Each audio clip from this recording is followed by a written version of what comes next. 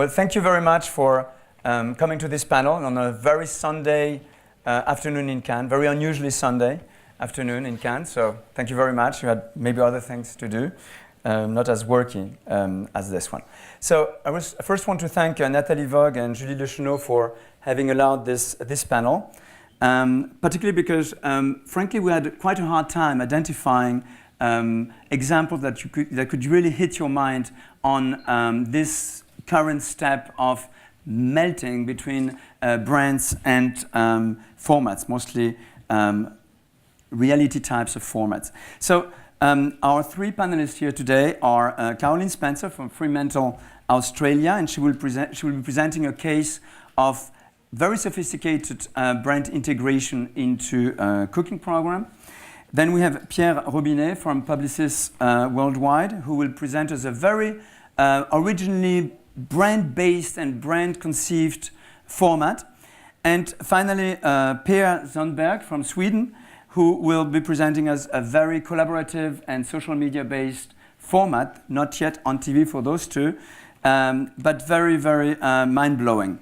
So we want quickly just oversee the challenges and opportunities of brands in or within formats, format-based content, based on those three examples. But let's go a little before on this idea of formats and brands. So usually brand content or content marketing has seen itself as a non-intrusive way to provide engaging communication between brands and people, not just consumers, brands and people, using innovation of forms and media and dispositives between various media. But strangely enough, despite the incredible success of formats, mostly on TV in the last years now, for a while, we haven't seen so many brand-based formats coming out. And this may be by the fact that some companies like Fremantle, Endemol, and others have been very clever and finding very powerful ways to integrate brands which make them in a position that they don't need to invent them because there were already things working very well and powerful out there. But it is surprising when you see a format working like that so few of them have really been brand-based in their concept. And we'll see that in the case of Caroline, that now we're getting into an almost a system whereby you could almost say they are brand-led, even if the brand comes later. What's interesting in the formats for brands is that they combine a series of benefits that other brand content types do not blend. For instance, surely they have entertainment value. We know that. We know the ratings. They have a huge level of engagement, which is what brands are looking for tremendously nowadays. But more interestingly so, they bring the opportunity to showcase in a very emblematic way what brands do and how they do it, which is something difficult to communicate, and that certainly advertising cannot communicate. And then there's been all this talk about leads, like a big part of justification of brand content has been leads, generating leads. And we can see that in the case of formats, you can generate leads, but beyond that, and we'll say it also there in your case, Caroline, it's also developing the concept of content to traffic and content to product and content to purchase. So what we can see here is that formats can blend two key things in communications and marketing strategy, which is what we could call the brand as a sales agent together with the brand as a cultural agent, all together in one content piece. That's quite exceptional. So that's a potential part of it. But what we will be seeing through those three examples is trying to find out why we don't have more examples that are brand-based and what the potential of some non-TV concepts can bring with a TV concept, or on the other hand, how companies like Fremantle could bring it to the next step, which is really brand-based concept. So you have the floor, Caroline, you start. Okay, got my little clicker. Thank you for everyone for coming. I'm going to talk about, can we put my PowerPoint up? Do I press something? Amazing, here we go. I'm talking about a show that before I took over development, I was a showrunner, and the last show that I did that nearly killed me, quite frankly, was this one, Recipe to Riches, that we did for Channel 10, which is one of the 3 commercial broadcasters in Australia. And it was from show to shelf, literally. We took the concept was a competitive reality show that in its very simplest form, it took people's much loved home recipes and turned them into a brand and a product that one of our national supermarkets then put on the shelf nationwide to sell for the whole of the country to be able to buy and enjoy the day after broadcast.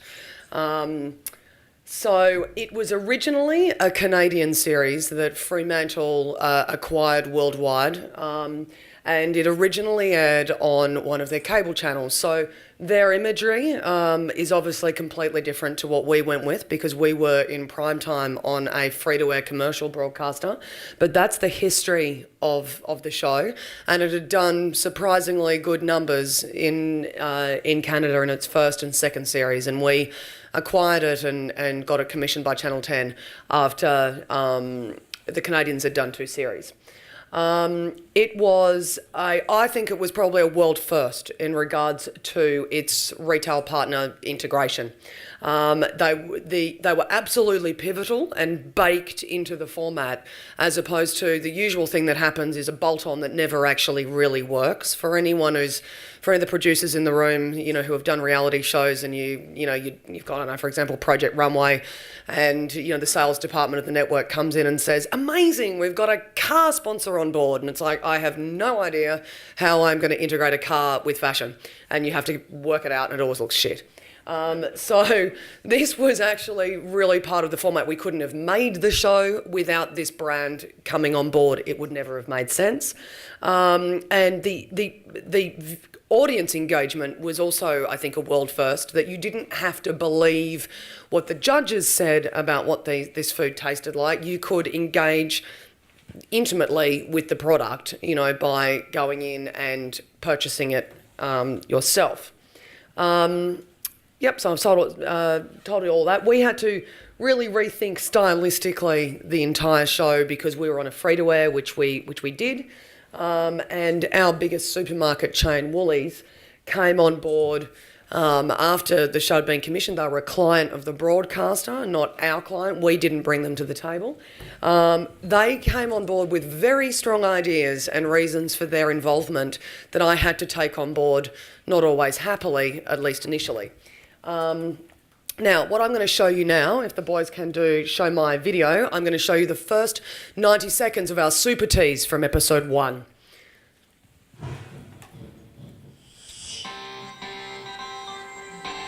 In every corner of the country, food-loving Aussies are creating knockout little recipes.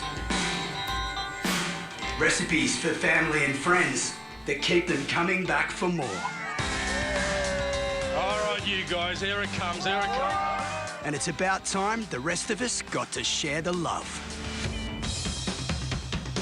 So we're going to find the very best ones and put them on the supermarket shelf right near you.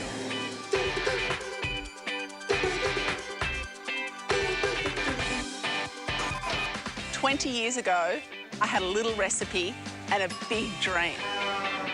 Now this is where my humble recipe gets distributed around the world. I know what it takes to get your product on the supermarket shelves, and I am so excited to help find the next supermarket success story." Should we hit the road, mate? Yeah. Come on, little man. We put the call out to everyday Aussies. Hi, Daddy. To bring us those knockout recipes. Hello. Hi. And they did.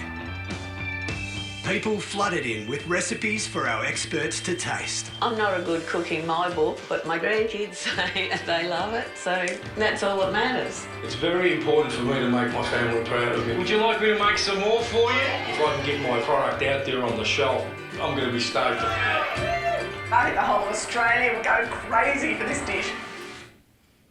So there you go. That kind of, I hope, explains the concept a little bit more visually. The unique challenges that we faced doing this, of which there were many, I've tried to condense them down to the main ones.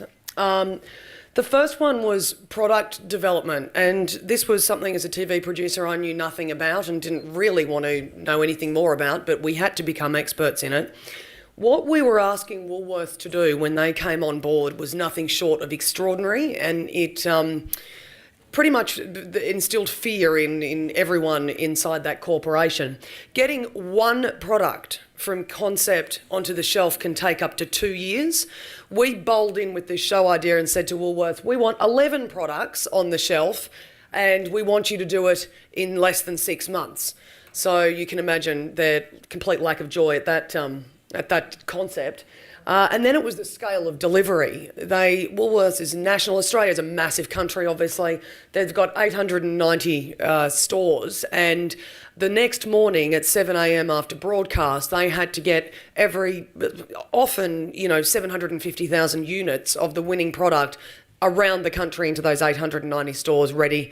And on top of that, all the marketing tie-in that goes with it. So it was huge.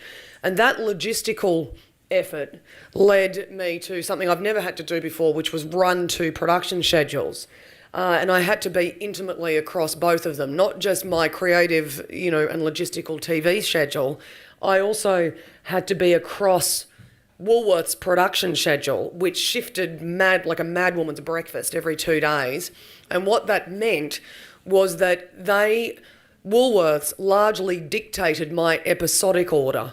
So instead of me having complete freedom to decide that the 6th episode that I'd shot was going to be the first episode to air because it was stronger performance-wise or creatively, or for whatever reason I decided it was stronger, I couldn't do that because Woolies dictated it, because it was really up to whether or not they could get these products onto the shelf in time.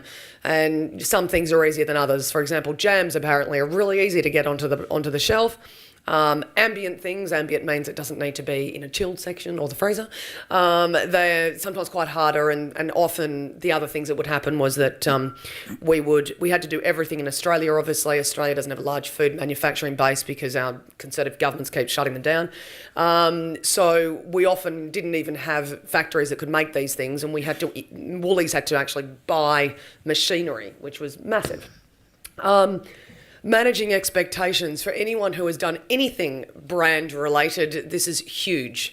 You come in, often these particularly in our case, Woolworths is one of the biggest, in fact, probably the biggest advertiser on Australian television. They're like inviting the gorilla to the table and unleashing them. Their motivation for signing up to the series was that they wanted to present a less corporate face to the Australian public. They have really bad press. They're considered bullies that pretty much bully farmers, squash little independents and all that sort of stuff. Their solution to that was this lovely lady here, Lizzie, who we used she was the Woolworths representative on the show.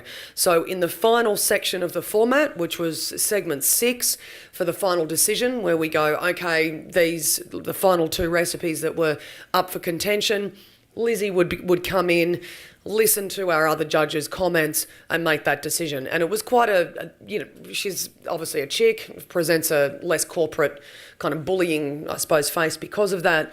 And it was good for them to have to be seen to be having a woman in a senior role in that company. They also wanted to push this thing called their sensory kitchen, was that they listen to their customers. We don't just decide arbitrarily what goes on the shelves. We get a bunch of normal people to taste our products, and they are also critical in the decision as to what goes on the shelf. Now, neither of these were a priority for me. I didn't care about either of these things, but I actually suddenly had to care quite a lot. Information. There were certain things that I wanted to cover editorially that, because they were sensitive to our partner, I couldn't. And they were obvious things like the secrets of the supermarket. Why is it the milk is at the back of the supermarket and you've got to wander up and down every single aisle? I was quite interested in exploring that in the marketing section of the format, but of course they wouldn't let us because they don't want us to know that they put it there so you go and buy 27 other things when you only went in for milk.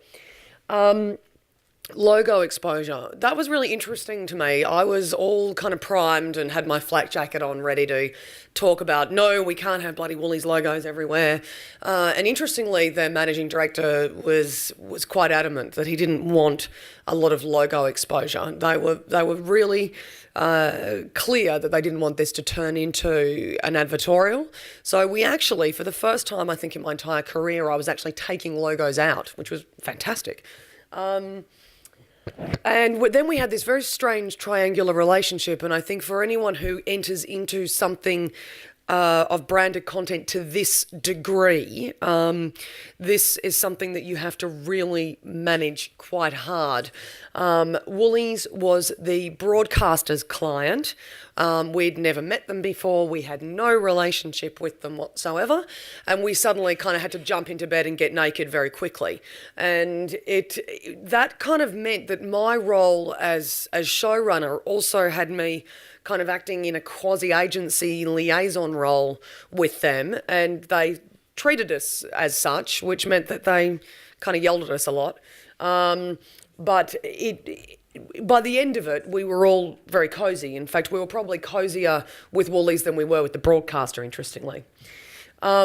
And culture clash. This is not to be underestimated when dealing with brands, particularly ones as powerful as these guys. And if you want to make a format that is going to work on an entertainment level, I think, and just as a decent piece of television, regardless of whether or not there's brand involvement, you need to go to the big guys. You know, they're the ones that see, I think, the value in this. And the culture clash was massive. You know, we've got a bunch of TV producers who really, kind of tend to look down on this sort of television. And we had a bunch of Woolworths people who pretty much were the Office of Program Prevention, who did nothing but tell me it was impossible. Whatever I wanted to do was never going to happen. So I spent a lot of time tap dancing and trying to get supermarket people to like me and try and push stuff through. But I think that point about...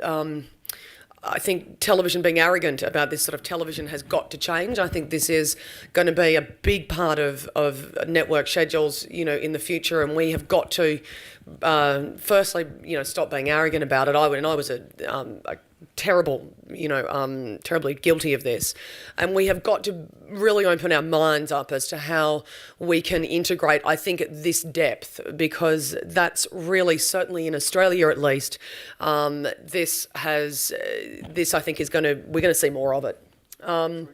Yes. We're getting over time. Oh my God, we're getting over time. Sorry, I thought I was doing quite well. Shit, 12 minutes. Okay, determining winner. I'll skip through that. That's boring.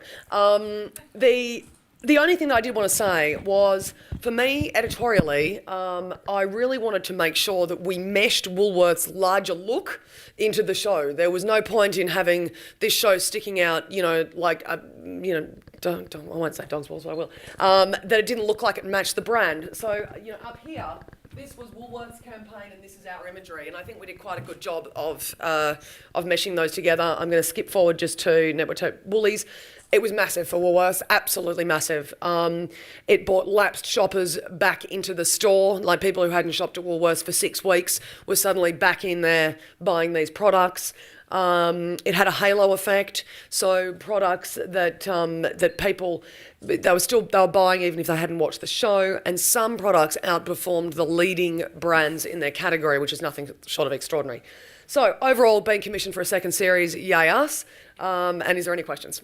Okay, thank you very much. Sorry for taking so long. Okay, thank you. I only have 5 minutes to talk about my case today, Caroline. So I'm not sure Publicis would continue to work with FremantleMedia, but no, it's a joke. Thank you very much. So I'm very, very happy to be with you here. So I'm Pierre Robinet, in charge of the global digital strategy for Publicis worldwide, especially in charge of CPD clients. So I'm really happy to be invited here by the MIP TV, because I think brand content is definitely at the heart of all strategies we are now providing to our Publicis clients. This is really important. Before to explain you the case study you will see, this is a Nestlé case study. I just want to give you in a few words my vision about brand content and the Publicis vision. So something really important for us is that all the brand content case studies we are providing to our clients have to be brand strategic, strategic minded. So you will see a case study that has been thought from a brand strategy, and then we try to identify the right insights, so the cultural insights, the societal insights, the consumer insights, the most relevant one, to create the format you will see. So it's really different than having an ID. So you said it all starts with an ID, and you will see that the brand platform for Nestlé was it all starts with a Nescafe. So I think we could perhaps in the future collaborate. Now, I think instead, so we definitely have to work more with producers, but as you can understand, when producers are thinking about a format, it's quite different when you are working in advertising agencies, and we have to forget about advertisers. Don't know how to produce a format, because it's not true. But we have to collaborate. We can do it by ourselves. So it's really important to begin with the strategy. It's really important then to involve partners like producers, like FremantleMedia, or authors, directors who have the who day after day work in the production business. And this is the partnership with those guys which will help us to build a success. So this is the vision of Publicis Worldwide. We have a lot of brand content case studies, but I think that the Nescafe case study you will see here, I think is the most interesting one to highlight, especially because, and I will focus on the strategy, because you will understand how we found out the idea from the objective the brand gave to us. So it all started with an idea, but for us with an ambition. So the ambition for Nescafe was to affirm Nescafe as a leader in the coffee market at the international level. Of course, to reunite pride in the brand and to engage a younger and audience. So as you can imagine, that kind of brand content campaign is really helpful to engage community and younger people. And so you said it all start with an idea. For us, the brand international platform we had to set up was it all start with the Nescafe. So how to set up that brand platform in France was the challenge, and it opens to us a unique positioning in France. Because true connections start with the Nescafe, and this is something existing for a long time. We, for many years, highlighted some true connections in the TV commercial we used to produce for Nestlé. So we thought we could have an opportunity to focus on true connection. And when we began to work, we found that picture on Facebook, so many Facebook friends and no one to have a coffee with. And I remember once the creative people came to me and explained me that they found these pictures, they told me it's increasing all the comments we have on that pictures. I don't remember the number of comments, but it was like more than perhaps 500 comments, because this is really true. This is a societal insight. This is a media insight. This is a cultural insight. And in advertising, the most important thing is to find out the right insights to build your campaign and then to build your brand content campaign. So it gave us, of course, a creative tension, because we always need a creative tensions. Are we really friends with our Facebook friends? And so to answer to this creative tension, we created Really Friends. We asked a true guy, a 37 years old guy, to meet with his Facebook friends, and we built a documentary. And the guy met with more than 40 friends he had in his community.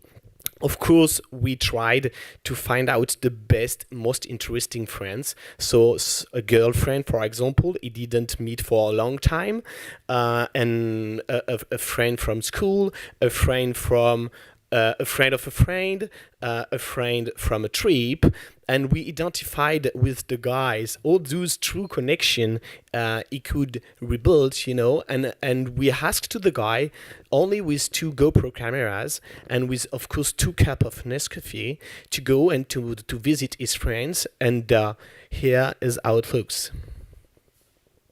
Oh, can you play the video, please?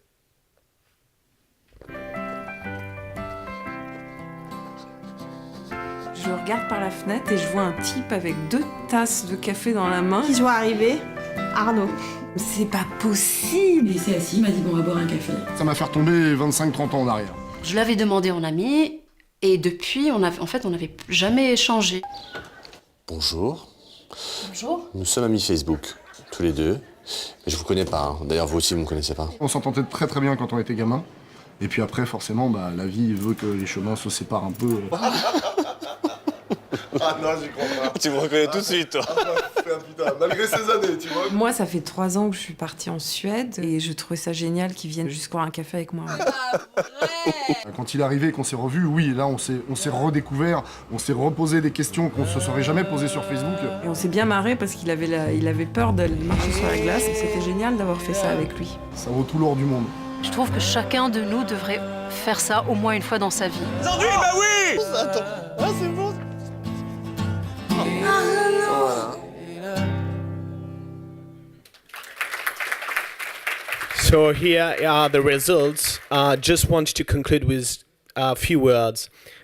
We produced the format. We are owning the format within Publicis, but we involved a director from a TV show. I used to work on a reality TV show, and it's absolutely important to work very close to all the people from the production business. Once again, we involved a real guy, not a comedian. Not we involved a guy who had never done any business with TV, with cinema. The guy is now looking, of course, to have some partnership with some channels, but we identified a guy like you and me, and this is absolutely important, I think, for that kind of format. And so once again, I think that more and more production business and advertising business have to merge, have to undertake some huge partnerships, have to help them together to build some strong, operation and campaigns like this. And of course, I am looking here. If I am coming here at the MIP TV, this is typically to meet more and more producers, to meet more and more authors, to meet more and more people who have some good ideas, and people I will be able to work with, definitely. Thanks. Thank you very much. Oh, thank you. Well, Pierre, I'm sure you'll have many, many friends after this session. I know if you're going to come and see them with coffee. And now we go to Sweden with Pierre talking about a very, very unusual social experience. Thank you very much. My name is Pierre, and I'm the chairman and co-founder of a production company and also a development company based in Stockholm called Brand New Content, where we address broadcasters, online platforms, and of course brands. Time is limited here at this point, so please feel free to reach out to me afterwards if you have any questions about this. So this will be a very brief summary. First, a promo of the format, Crime Central.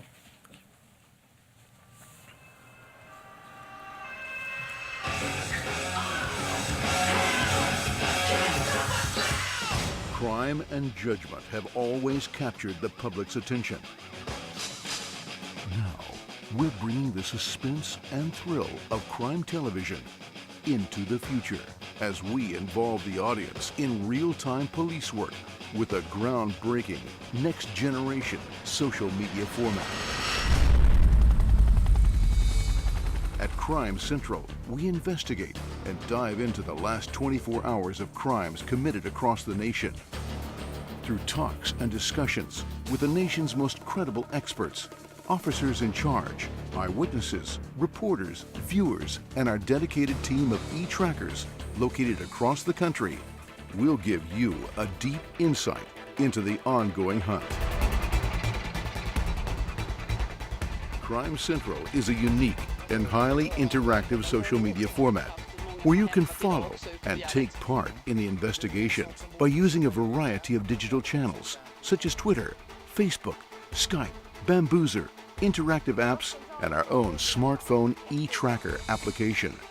Don't forget to download our smartphone application that keeps you updated and alerts you when something happens in the area. It also gives you the necessary tools to become a fully fledged e-tracker. At the same time, you'll always have a direct line to the news desk to ask questions, discuss, or report your observations. Have you seen this boat? It's a €2,000 reward for information that leads to an arrest or recovery. So stay alert, become part of the Crime Central community, and help us fight crime and raise the public's awareness of everyday criminality. Crime Central, a multi-platform digital format from brand new content. Thank you. Thank you very much. As creators, of course, we find this interesting in many ways, but to highlight a few of them, we believe that this format really engages the audience through mobile applications. It's also, the underlying purpose of it is actually to create a safer society by the power of many.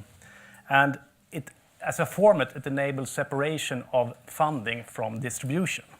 So after we develop this format, we ask ourselves, how do we maximize the potential with this? How do we really nurture these assets of ours in order to make this a worldwide phenomenon and to run for long term? And then we ended up questions like, should we be trying to sell it to a broadcaster who wants to engage into mobile and digital? Or should we sell it to an online platform who wants to tap into the money flow stemming from broadcaster money going online with online video monetization? Or is it actually selling this to a brand who wants to use this as an asset in a content marketing / branded entertainment platform? Well, we decided to combine two of them, for now that is. First, we chose to go digital and mobile and to do that big. Daily, 7 p.m., on the perhaps best online platform in Northern Europe. Aftonbladet, the newspaper owned by Schibsted, is massive online. They have some 3 million unique visitors a day. And now their approach to things is, after becoming the overall and best platform there is online, to grab the TV money. And luckily, they loved our show or our project. And for us at Brand New Content as rights holders, it made perfect sense to do a deal with them, because it's not only a distribution platform from heaven, it's also a great marketing platform. And working with Aftonbladet also allowed us to tap into the mobile resources that they already had in place. Instead of launching our application, we could integrate that functionality in their already widespread Tips app. Also, Aftonbladet is a client who knows the power of crime and knows journalism from the beginning. Then we ended up thinking, okay, what's the perfect fit for a content marketing strategy here? And it took about 2 seconds to realize that an insurance company is probably rather good. We teamed up with If, the leading insurer in the Nordics, and the reason for that was that in Sweden we have a problem that all police resources are mainly directed to big crime, like rapes, murder, and other horrible stuff, leaving everyday crimes mostly unattended.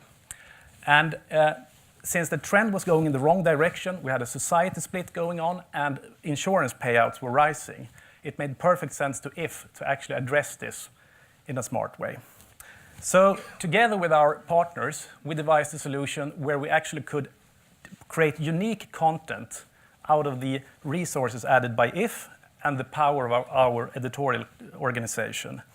It ended up with sponsored editorial segments where we could actually do things that we couldn't have without the sponsor. These segments were not only part of the show and on the online platform Aftonbladet as segments, but also on online properties that If already had, doing the job to build the show even further. And what we could do was actually to follow in the footsteps of one of the many gangs coming in through Swedish borders for weekly hunts for cash and gold and cars and stuff. and to just follow them because we knew what was going on for NIF. We could also present and highlight recently stolen peculiar goods in order to maximize the opportunity for the owners to have it back. And also, just trying to find my notes here.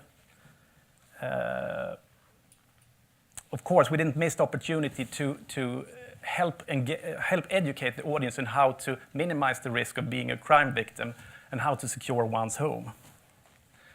A side effect of being a partner with a daily current affairs show on an online platform is that you can actually have the opportunity to put the agenda, be a part of the public debate.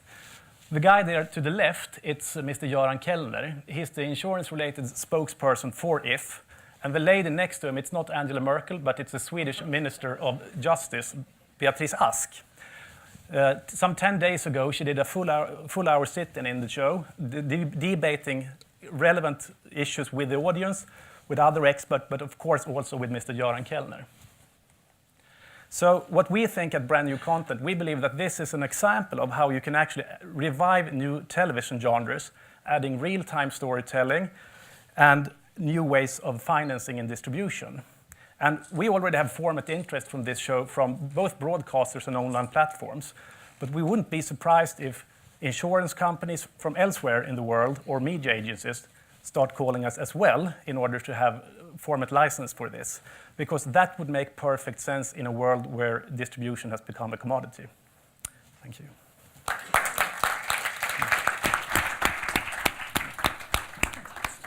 Well, we're going to the question and answer or question session.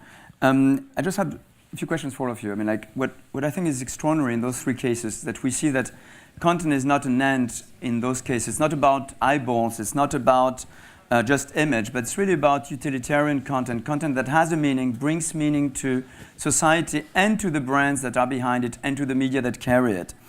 So, and I had just one question for you, Caroline. It's like, this is a huge project, the one you put together. I mean, like, it's also true for the other ones, but particularly yours. If at the end, did Woolworths actually sell substantially more of that, and to which value? So the Woolworths exposure to come on for the show was upwards of $10 million to get 11 products on the shelves. They would have made all of their money back. Well, they did make all of their money back and more because everything sold out. We had 4 out of the 11 products sell out in the first 24 hours. And given the numbers that Woolworths arbitrarily, it seemed, decided that they were going to produce was nothing short of extraordinary. So basically they did all this communication at no cost. Correct. In fact, made money off 11 hours of ads, basically. 11 hours of television that was one big fat ad for Woolworths. Pretty impressive. Yeah. Because we're at the MIP TV also, I think it's very interesting for the two other cases to explain to us, why they haven't gone into TV, or if they're considering going into TV, what are the challenges and benefits of getting to that step also? Maybe Pierre, you want to start? We broadcasted some TV commercial, but we preferred in France, regarding to the French law, to focus on building TV 30-second length commercial for TV. And because of the French law, it was quite complicated to undertake any broadcasting partnership, editorial partnership with broadcasters. But regarding to the success of this campaign, of course, we are now in touch with a lot of broadcasters in France, but as I explained to you, Nescafe is a worldwide brand, present in more than 100 markets.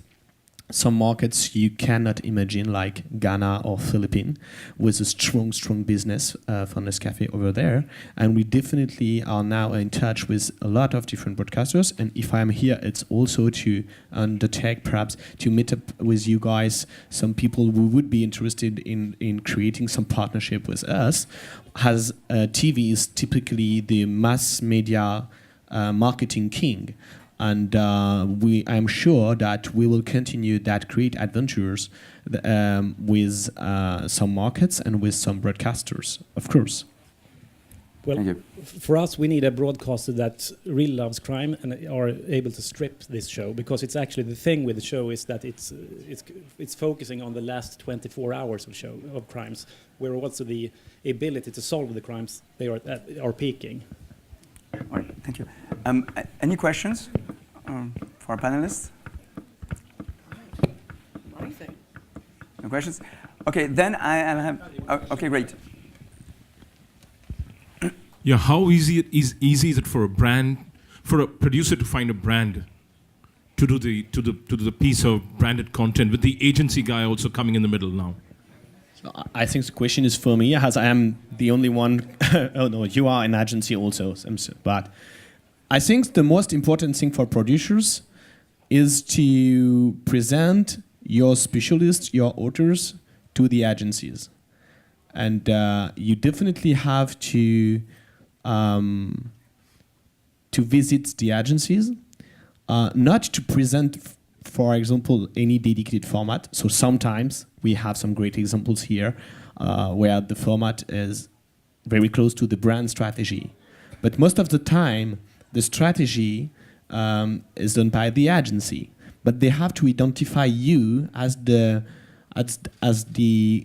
right guy, the right specialist to produce the content, because more and more we are now trying to involve TV producers to produce our content, or mobile producers and specialists, or specialists from social network to help us to create and produce the content, even if we are owning or not the format.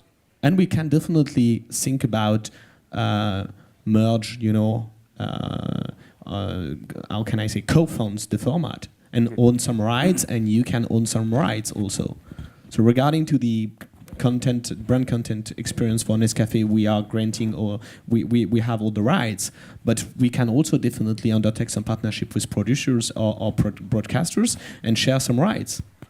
But I think the most important thing is typically to meet the creative directors within the agencies and to explain them that you have with you in your company good authors, good specialists, good directors, in order for them to think about involving you.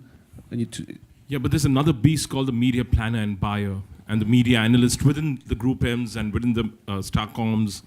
These are the guys who start evaluating every property, and then they kind of water it down to some numbers, and then when the budgets are required, I mean, she'll tell you that. Yeah. Perhaps I can add something on that. My experience is that it's actually, if you want to have big things done, you need to go to the C-level at the end customer, So you need to actually be able to speak from a managerial perspective to the ones who can actually change the marketing effort, so not only to buy ads. Because what we can see today is that everyone is trying to own the end customer. And to be honest, the ad agency and the free TV system still works. It will work for many, many years. But digital marketing is taking us elsewhere. And to build content marketing properties, it's highly vital for the future to have a direct dialogue with the audience that you want to engage. And creators and agencies, they are greatly skilled at doing campaigns as of now. But if you want something bold done, you need to go to the top where they can actually direct the money to something that they need to learn and try. So my advice is to do both, actually. Thank you. Any other questions? Yes.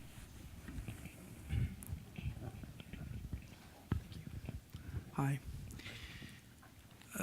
In your opinion and experience, it's better or stronger to start from the brand or from the content to build a brand content?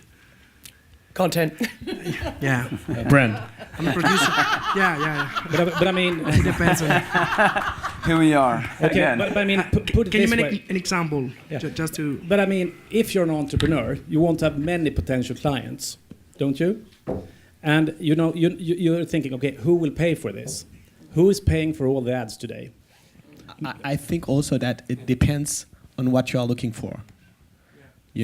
Sometimes you can use and leverage a very interesting content from a producers, and then just by co-funding or by buying part of the production, get some rights, like a license, and imagine a nice marketing, or promotion sale operation.